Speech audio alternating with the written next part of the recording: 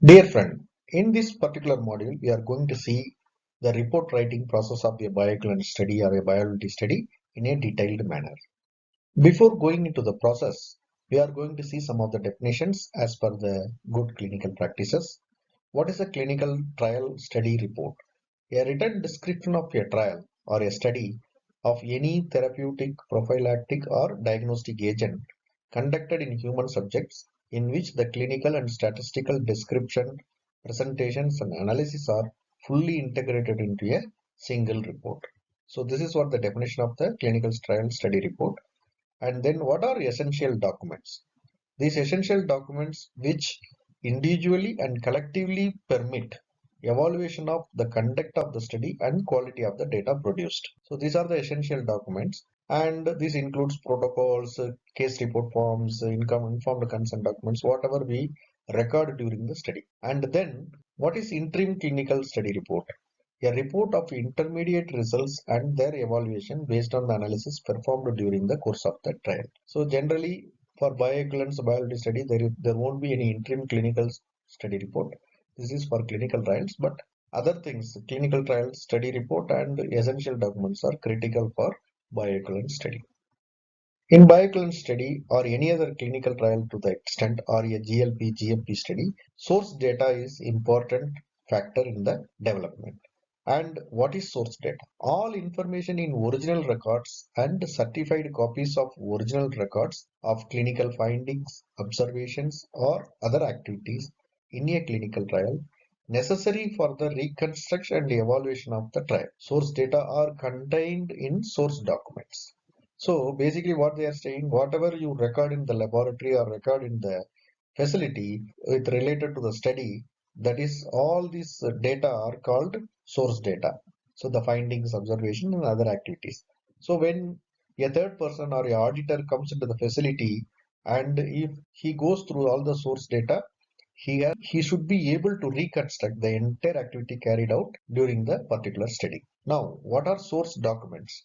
These are original documents, data and records. Example, hospital records, clinical and office charts, laboratory notes, memorandums, subject diaries or evaluation checklist, pharmacy dispensing record, recorded data from automated instruments, copies or transcriptions certified after verification as being accurate copies, micro photographic negatives, microfilms, so it's X-rays, subject files. So these all called the source documents.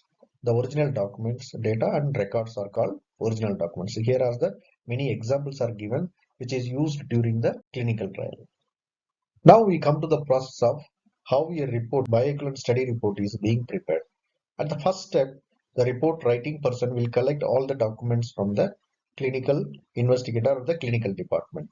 Those documents includes the EC approved protocol and protocol related documents like informed consent form and case report forms.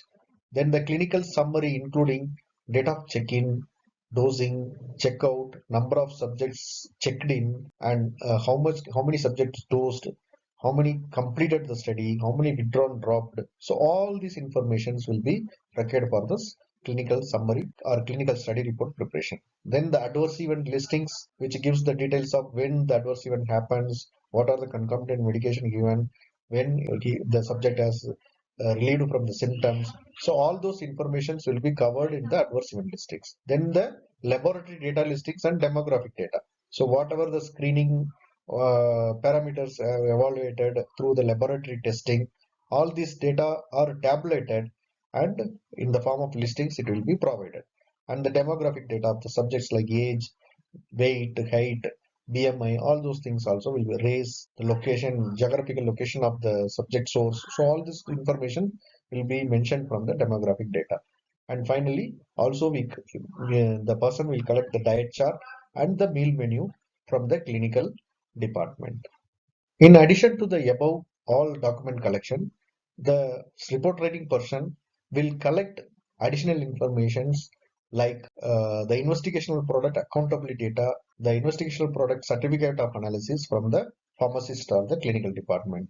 So the accountability data like how much is has been received, for example, test product 300 number received, and 100 is used, 200 is balance is kept for the archival. So something like that. So all this, how many used, how many returned, how many archived. So all these informations will be provided by the pharmacist or the clinical department. Then also the support documents like certificate of analysis for the products also will be provided. Then the sample or the pharmacokinetic samples data also will be given. How many samples they collected, anything is missed to collect, or any hemolysis happens in the particular date samples, or how many liquids they prepared in the total study, how many liquids and how many number of samples collected. So all those information will be provided. Then the concomitant medication details may be part of the adverse event listings, but separately, these are the critical information which is required for the bioanalytical purpose. Then any SOP or protocol deviations, investigations, sometimes something is gone wrong, something is missed out to do. So what is the impact of the missing information or missing activity on the study will be investigated, that will be reported. Then finally, the summary tables with respect to the study and relevant SOPs, critical SOPs like, for example, dispensing procedure or dosing activity, any kind of important SOPs, also copies of the SOPs also provided for the report preparation. Once the clinical phase documents are collected, then the report writing person will collect the bioanalytical related documents that includes bioanalytical report, which include calibration curve tabulations and quality control tabulations for all the analytical runs, including failed repeat analytical runs.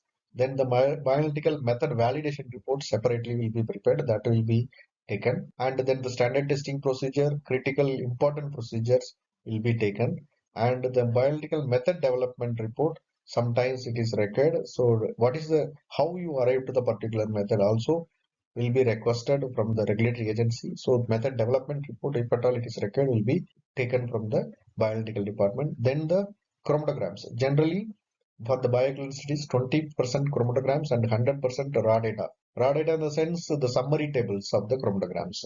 So that is also will be taken for the report preparation. Then relevant SOPs, any critical SOPs will be taken. Then the certificate of analysis of the working standards used for the development as well as the study subject to sample analysis will be taken for the report preparation. In addition to the above critical documents, the given critical documents, the report writing person will collect the standard SOP deviations, protocol deviation documents, if any, then any exclusion rejections of samples or subjects, any subjects not subject sample collected not analyzed, or any data rejections, that also will be collected. And any anomalous results obtained, some variations in the data obtained and their subsequently investigation is carried out, those information also will be collected. Then incurred sample reanalysis data will be collected. And finally, the sample shipment details, when it is received, which date it is received, all those things, information, including the summary tables, will be collected from the bioanalytical department. Now, from the PK and statistical person department, the report writing person will collect the QA'd time point plasma concentration data, then the pharmacokinetic data with summary statistics, then linear and semilog plots for individual subjects and treatments. Then we have the mean, linear and semilog plots for the treatments. It will be comparative or individual. Then the statistical data tabulations and outputs from the software. Then finally the critical or relevant SOPs from the department. Like clinical and bioanalytical, the report writing person will also collect from the PK stat department the protocol deviation, SOP deviation, if any investigation details, any statistical outlier, PK outliers, if anything is there, any investigation carried out, then those details will be collected. Then summary tables also will be collected. Finally, from the QA department, the report writing person will collect the QA audit certificate and the investigator signature pages, whatever is required to compile in the report. This all information will be collected for the report preparation. So after collecting all the information from different departments, the report writing person will start writing the report as per the ICH E3 format. So here we have given the information about the ICH E3 format, the synopsis of the ICH E3 format, which will this will be used to prepare the report. All the information about the study will be incorporated in the ICH E3 format, and some of the titles are not relevant to bioequivalent studies, or the bioequivalent study does not contain those information. So it is made typically for the clinical trial study. So those information which is not applicable to the bioequivalent study will be kept as not applicable, and the other all information will be provided. You can briefly go through the ICH E3 format, the title, synopsis, investigators, study administrative checker, investigator information, introduction about the study, study objectives will be provided. Then subsequent to the information, initial information of the study, the investigation plan will be provided, how it is planned. The plan will be provided. It includes the overall study plan, inclusion exclusion criteria, treatments to be administered, selection of doses, how we selected, and any concomitant therapies required during the study. Then what are the population related in study population related information, how we selected. So all those information will be provided in the investigational plan. The investigational plan includes the treatment compliance, efficacy safety parameters, primary efficacy variables, and how the data quality assurance will be carried out, what are the statistical method carried out, including the sample size determination. So these all things will be presented in the plan. Then the details about the study population, disposition, how the subjects are, how many subjects arrived, how many subjects selected, how many subjects used for the study, any withdrawal dropouts, how many completed. Then the protocol deviations, if any, will be given. Then the efficacy evaluation. Here in the bioequivalence, it is in terms of pharmacokinetics, we are seeing the efficacy. So how many subjects are analyzed? What is the demography? Any treatment compliance, anybody missed the dosage form, something like that. Then analysis part, how the statistical analysis carried out, and any analytical issues happened, any investigation happened, and how you handle the dropout, missing data. So all this information will be provided here. So the presentation of information continues like interim analysis, which is not applicable generally for the bioequivalent studies. Then most of the information provided here are not applicable for a bioequivalent study. Finally, the efficacy conclusion will be given, uh, like either the bioequivalence is concluded or it is failed or not concluded. That will be given in the efficacy conclusion.